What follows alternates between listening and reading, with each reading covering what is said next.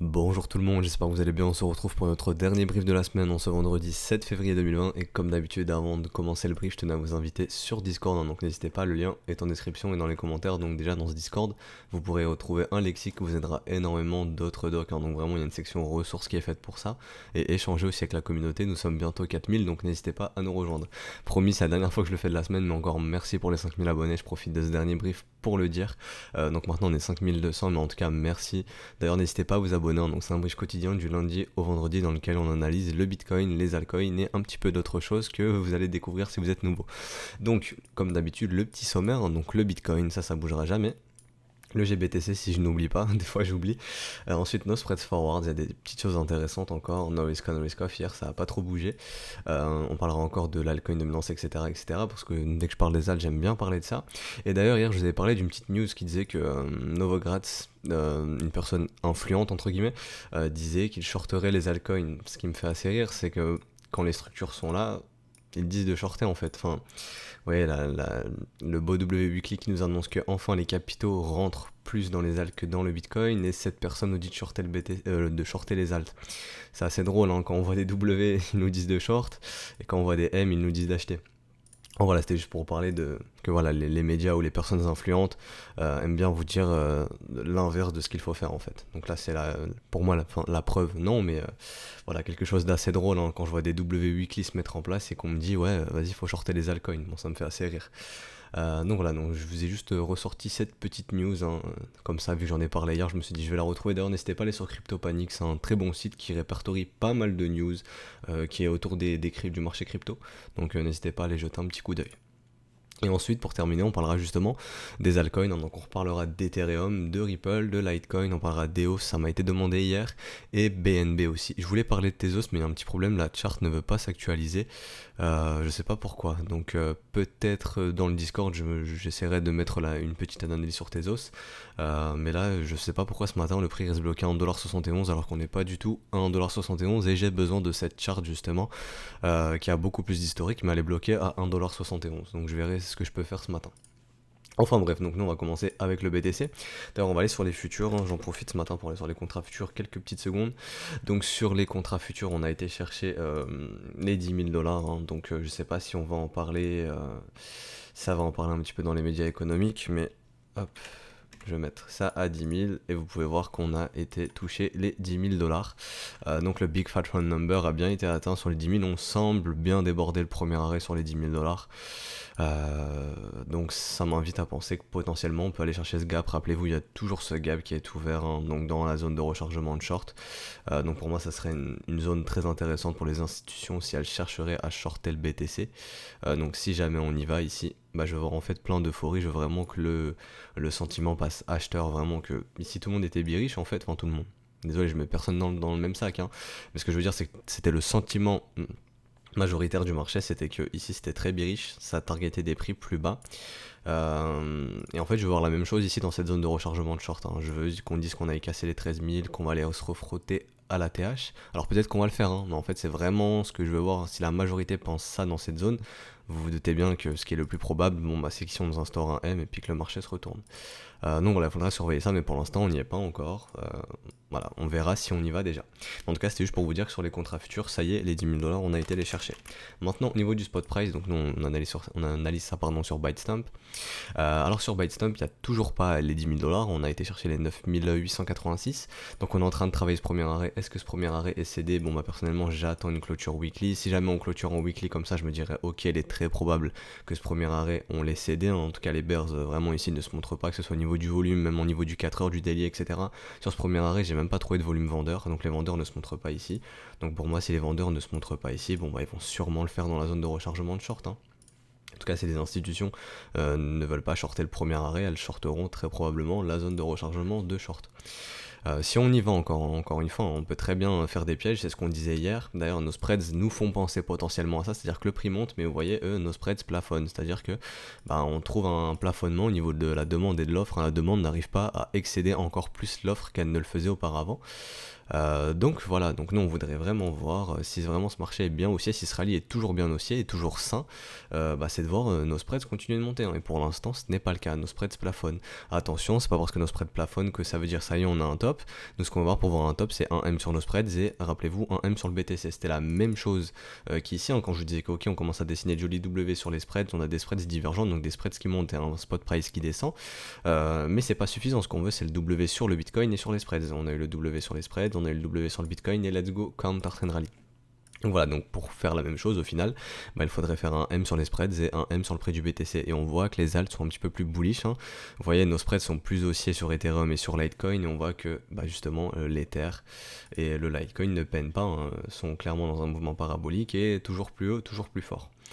Donc voilà, donc pour le BTC, rappelez-vous de l'avantage de chercher le gros chiffre rond psychologique des 10 000, ça peut faire parler de lui dans les médias économiques, CNBC, Bloomberg, et ça peut ramener du public qui peuvent justement FOMO et apporter la liquidité nécessaire si jamais des institutions veulent shorter ce marché dans la zone de rechargement de short. Donc maintenant on est très très proche des 10 000 $. Bon, ça m'étonnerait qu'on n'aille pas les chercher, il faut que Bitcoin fasse parler de lui.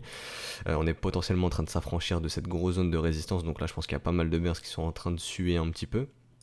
Donc voilà, donc il pourrait justement, si le prix monte, se faire liquider, margin call, et ça pourrait faire encore plus de liquidité dispo plus haut. Donc le margin call, c'est quand vous ne pouvez plus couvrir votre position et que vous vous faites liquider, c'est-à-dire que l'exchange coupe votre position parce que vous ne pouvez plus la couvrir. Donc je vous souhaite pas ça, mais voilà, des fois ça arrive à certains traders qui ne gèrent pas leurs risques malheureusement, ou qui se laissent prendre par leurs émotions. C'est pour ça toujours avoir un setup, hein, donc un setup, c'est-à-dire encadrer votre plan, entrée, stop loss, target, et une fois que c'est écrit, on n'y touche plus, peu importe l'issue finale, que ce soit un gain ou une perte, ça doit vous faire ni chaud ni froid. Donc ça se travaille énormément, mais en tout cas si ça se termine sur une perte, journal, trade log, c'est disponible dans le Discord si jamais, hein. Donc le trade log, ça vous permet justement de noter vos trades et de vous dire ok, sur mon setup, à chaque fois qu'il se passe ça, j'ai un résultat négatif, peut-être que je devrais regarder si je peux pas l'améliorer. Ça sert à ça, c'est pour améliorer les setups. Donc voilà, donc vraiment ayez vos setups et vous ne vous ferez pas margin call, hein. En tout cas c'est pas ce que je vous souhaite. Enfin bref, tout ça pour dire que, alors pour le BTC, pour moi hier c'est la même situation qu'hier, c'est soit on est dans un ça passe ou ça casse. Soit on trouve un top dans cette zone, hein, et le marché se retournera, ou soit on va partir dans une accélération parabolique, très certainement en direction la zone de rechargement de short. Surtout que rappelez-vous, on est toujours dans notre mouvement parabolique, hein, BTC dans un mouvement parabolique, hein, donc c'est un mouvement en forme de parabole, donc un mouvement qui s'accélère à la hausse, et rappelez-vous, un mouvement parabolique dans la majorité des cas, ça se termine avec le blow off top, ensuite la réjection, hein, donc là la première vague où ça corrige, tout le monde dit oh là là ça y est on peut rentrer dans le BTC, le prix rebondit, bull trap. Très généralement, on retourne en zone de rechargement de short de ce mouvement. Donc je vous trace le Fibo comme ceci, hein. Donc vous voyez, hop, non, c'est pas ce Fibo là. Hop, non plus. Hop, et vous voyez, hop, zone de rechargement de short. Et ensuite, le marché se retourne, se reverse. Et ça nous fait le M, hein, qui montre que ce rallye est terminé. Donc voilà, donc c'est comme ça que ce mouvement pourrait se terminer. Bitcoin aime bien terminer par des excès très généralement, hein, donc des mouvements très fortement baissiers comme on peut le voir ici, ou des mouvements très fortement haussier. Donc il aime bien terminer dans l'excès, donc est-ce que cette fois-ci il va le faire, ou alors on va trouver notre top dans cette zone? Pour moi c'est soit l'un ou l'autre, hein, c'est soit ça passe ou soit ça casse. Surtout qu'on est en train de s'affranchir du premier arrêt, donc règle du premier arrêt, rappelez-vous, très probablement on viendra chercher les 0,618, surtout qu'on a notre gap futur aux alentours des 11 800 $, n'oubliez pas.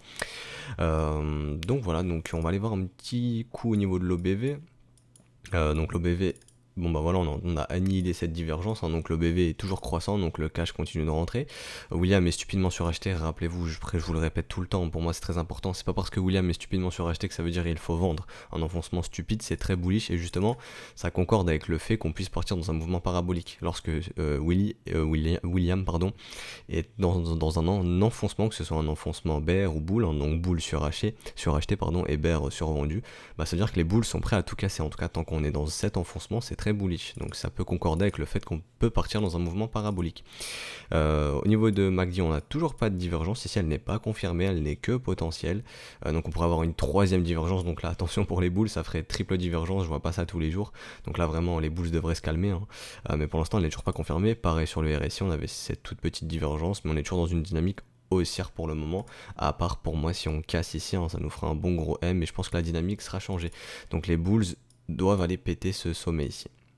Voilà, donc sur le RSI, mais pour l'instant, même au niveau du momentum, il y a des premiers signes potentiels qui nous disent que ok, les bulls doivent se calmer, mais en tout cas il n'y a rien qui m'indique ici qu'on a trouvé un top. Donc on est dans une zone propice pour trouver un top, mais en tout cas au niveau du momentum il n'y a rien du tout, il n'y a pas de structure de marché. Rappelez-vous, nous ce qu'on veut, c'est simplement juste ça serait casser la dynamique de ce mouvement parabolique et nous faire un M derrière et qui casse le premier arrêt de ce retracement ici, de ce mouvement. Hop. Je sais pas pourquoi à chaque fois il me met mon Fibgan, mais voilà, donc il faudrait déjà instaurer le beau M qui casse la dynamique parabolique et de parabole, pardon, et ensuite casser le premier arrêt. Donc voilà, pour nous dire que ok, ce mouvement n'est plus un mouvement tendanciel bullish et que les bears reprennent bien le contrôle. Pour l'instant il n'y a rien de tout ça, donc pour l'instant ce mouvement est toujours haussier, donc ce qui est le plus probable à mon sens, si on ne trouve pas de top ici, c'est d'être dans la zone de rechargement de short. D'ailleurs on va parler un peu de nos risk on risk off. Donc hier encore une journée risk-on à Wall Street, donc le Bitcoin en profite, on rebondit aussi un petit peu sur le pétrole, le Bitcoin en profite, donc on voit clairement ici la structure, vous voyez, creux et sommet ascendant, donc ça c'est signe d'un mouvement tendanciel haussier. Donc voilà, donc pour l'instant la structure de prix est haussière sur BTC, Wall Street qui sauve les murs, on n'instaure pas de méga M ici, on hop V-bottom, on rattrape tout ça, on fuck les bears, no risk off qui prennent un petit coup dans la gueule du coup, même si on a un léger rebond ici. Donc voilà, donc est-ce qu'on est en train d'essayer d'instaurer un top de marché? Si c'était un piège, auquel cas on retracera sur les assets à risquer. Potentiellement, Bitcoin pourrait trouver un top aussi, mais à mon sens, tant que les capitaux rentrent dans les assets à risque, c'est propice pour une montée du Bitcoin, à moins qu'il soit totalement décorrélé de tout marché, et dans ce cas-là, il fera sa petite vie. Alors maintenant pour l'altcoin, on va aller en 4 heures du coup, désolé, j'allais passer sur les alts. Donc en 4 heures, attention, on est dans notre garage jaune, rappelez-vous, le BTC aime bien top dans les garages jaunes, donc top, bottom, garage jaune, hop, on va chercher la garage jaune, on corrige, top, bottom, garage jaune, on corrige, donc là on pourrait faire la même chose, top, bottom, et venir chercher la garage jaune. Donc d'ailleurs ça c'est un petit peu modifié, je vais bien la replacer comme ceci. Donc voilà, le BTC a bien été chercher l'extension de 161,8%, donc là c'est une localisation de short. Donc pourquoi il y a ce trait ici? Je sais pas pourquoi.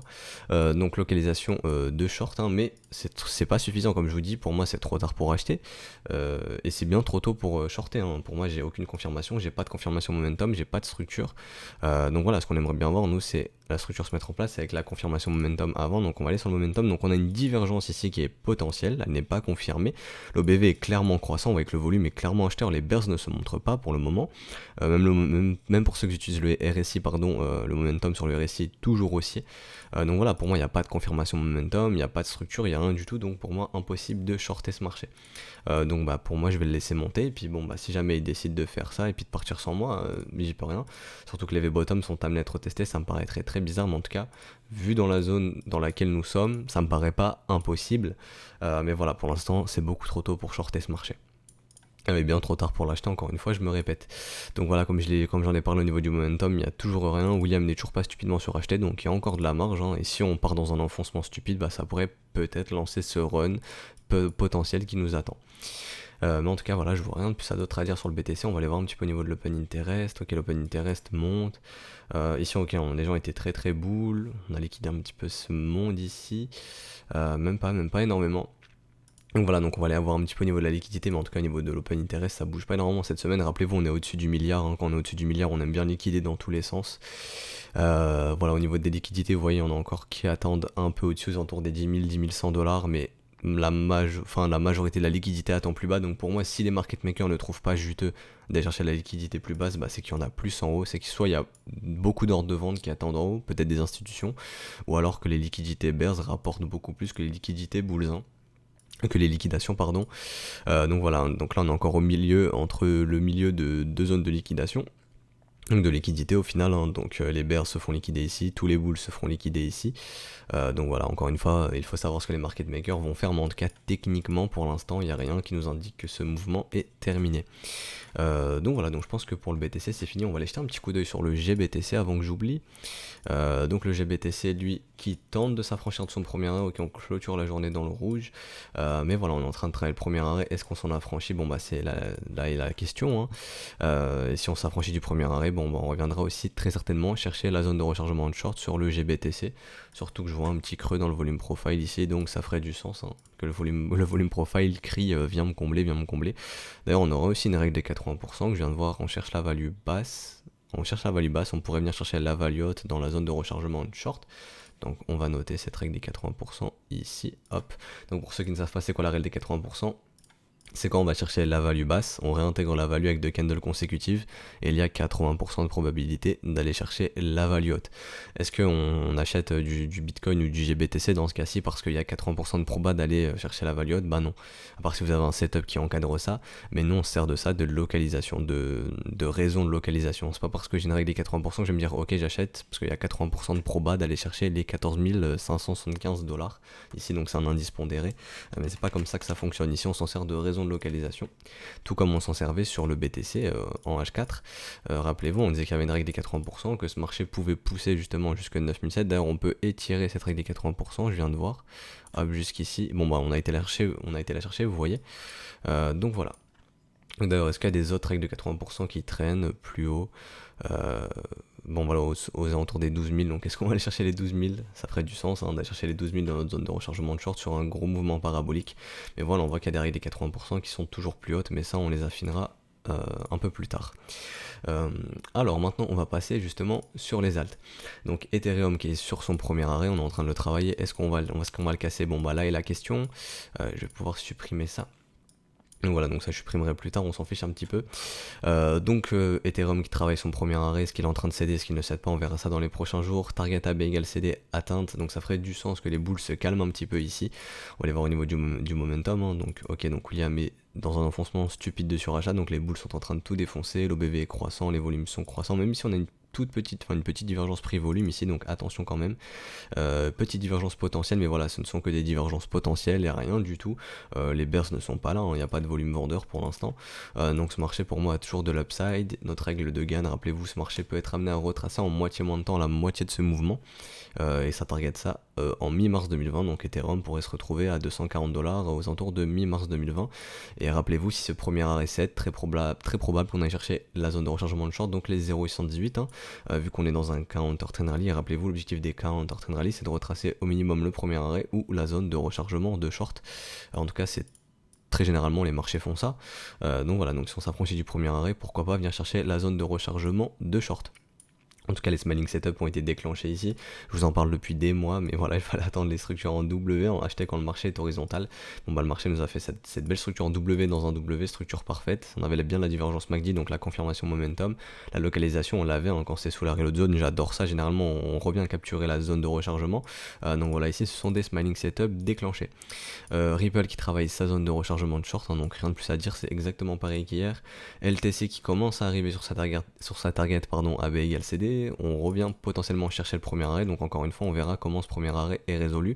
Et c'est la même chose qu'Ethereum, règle de Gann, on pourrait se retrouver aux alentours des 92 $ à horizon de mi-mars 2020 si cette règle de Gann est respectée, et potentiellement la zone de rechargement de short, donc revenir tester le Big Fat Front Number de Litecoin, donc les 100 $ qui est proche de notre zone de rechargement de short, donc ça ferait du sens. Mais voilà, pour l'instant il faut voir comment on réagit notre premier arrêt. Donc voilà, pour moi les altcoins et le BTC sont vraiment dans une optique de ça passe ou ça casse. Et on va aller sur EOS. Donc EOS, ici on avait une structure, personnellement je n'ai pas pris le trade. Pourquoi? Parce que je veux que mon deuxième creux retrace au minimum à 61,8 pour valider ça comme un bon W.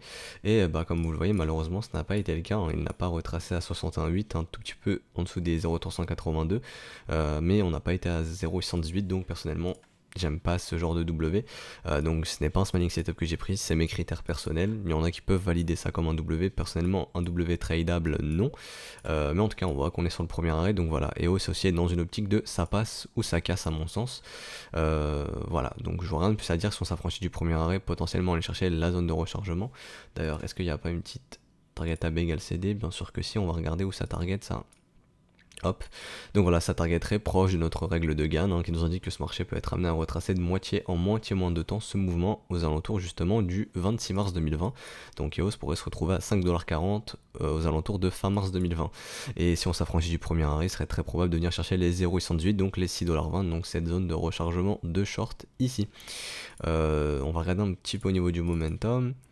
Non, pas ça, au niveau du momentum.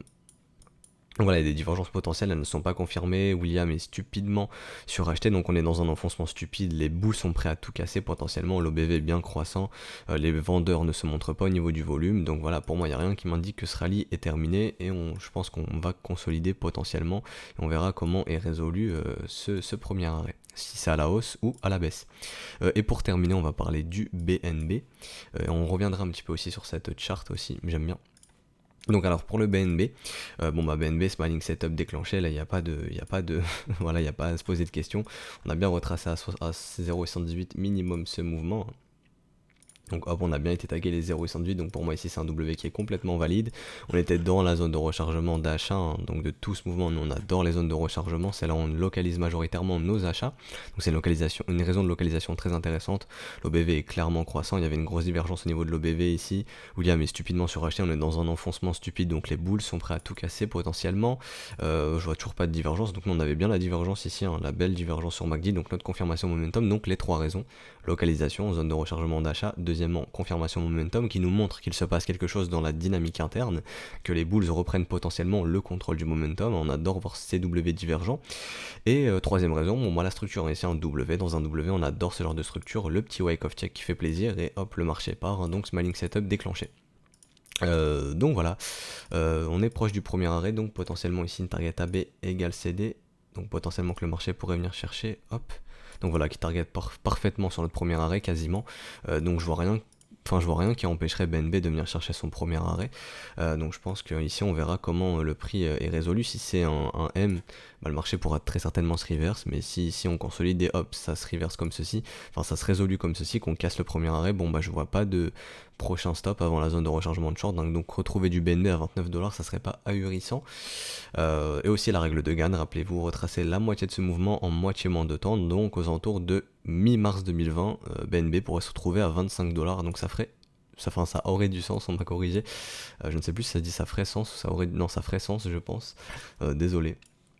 Donc voilà, mais en tout cas pour l'instant on est un peu au milieu de nulle part, hein, donc je pense que le prochain objectif c'est le premier arrêt, mais en tout cas le signal a bien été donné ici pour nous, traders de Smiling Setup, au 14,3$. Donc voilà, donc je pense qu'on a terminé pour le BNB, on va aller jeter un petit coup d'œil sur cette charte.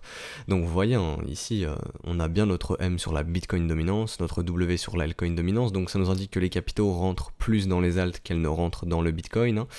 Les capitaux, ici c'est la capitalisation totale du marché crypto, donc les capitalisations rentrent dans le marché crypto, donc en gros les capitaux rentrent dans le marché crypto, et elles vont majoritairement plus dans les altcoins, et on voit ici, on en parle depuis quelques temps aussi, qu'il y a potentiellement le W Weekly qui peut se mettre en place sur Ethereum, et pour moi, si ce W Weekly se confirme, je pense que les altcoins vont partir un petit peu et vous aurez votre alt season potentiellement, je déteste appeler ça comme ça, hein, vraiment, moi je préfère appeler ça de counter trend rally. Donc voilà, les altcoins qui respirent, qui retracent les précédentes vagues, hein, donc par exemple pour Ethereum, on pourrait sans trop de problèmes revenir retracer toute cette vague ici, si ce W se confirme, donc ça aurait du sens. Ou ça ferait sens, désolé, mais en tout cas voilà, on pourrait connaître des phases de retracement, ça me paraît pas aberrant, et ça serait bon signe justement d'avoir enfin ce W sur l'Ethereum contre le Bitcoin. Rappelez-vous, ici on avait un M qui avait été confirmé, et on disait que lorsqu'il y a une structure bearish dans une structure bullish, c'est très bullish. Ça nous indique qu'ici il y a énormément de bears qui sont potentiellement coincés, et qui vont pousser ce marché avec leur liquidation, etc. Donc ça serait assez bon pour le marché des altcoins. Voilà, c'est ce qu'on attendait. Le beau M sur la Bitcoin dominance, le beau W sur l'altcoin dominance, et lorsqu'on voit des personnes influentes qui nous disent qu'il faut shorter ou qu'ils shorteraient les altcoins, voilà, on voit les structures en W Weekly, ils nous disent de shorter les altcoins. Quand on est dans de simples V-bottom, ils disent les alts sont de retour, hein. Donc combien de fois je l'ai vu, les alts sont de retour, mais non. Et maintenant qu'on a la structure dans des zones très intéressantes, ils disent faut shorter les alts. Donc vous voyez, c'est très contradictoire, et ils savent, ils sont pas bêtes. Donc voilà, donc je pense qu'on va s'arrêter là-dessus, donc vraiment n'hésitez pas à liker, à commenter, vraiment ça aide pour le référencement, à vous abonner, à activer la petite cloche, hein, donc c'est un brief quotidien du lundi au vendredi, donc voilà, n'hésitez pas à vous abonner. Donc moi je vous souhaite un excellent week-end, une excellente fin de semaine, et du coup nous on se retrouve dimanche pour notre 9ème épisode, si je dis pas de bêtises, de la Little Old Lady, surtout qu'on voit que là, comme je vous ai dit, avec l'altcoin dominance tout c'est très intéressant, peut-être avec l'Ethereum aussi, donc voilà, il y aura peut-être des choses très sympathiques sur les altcoins pour déclencher des petites Little Old Lady.